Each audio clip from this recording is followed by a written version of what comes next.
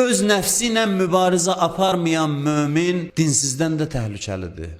Nəticədə birdən-birə yox. İstəyirsənsə axırın xeyir olsun, gərək biləsən çətin yol gedirsən, bu yolun çətinliyi nəfslə mübarizədir. Hər an nəfslə mübarizə aparıb yorulmayasan, heç yerdə deməyəsən qutardı, yox qutarmayacaq. Axıra qədər mübarizə var. Dilləri cüzəni paizdə sayarlar. Ona görə deyir, hələ baxma necədir, axıra baxaq görək, axırda kim qalacaq? Nə qədər nəfsünlə mübarizə aparırsan, bir o qədər ehtimal çoxdur ki, axırın xeyir olacaq. Bir daha bu cümləni deyirəm, gündə nə qədər nəfsünlə çox mübarizə aparırsan, bir o qədər ehtimal çoxdur ki, axıra qədər dində qalacaqsan. Mömin olacaqsan, imanla dünyadan keçəcəksən. Ona görə diqqətli olun, qoymayın ki, nəfsiniz keyf eləsin. Burnundan gətirin.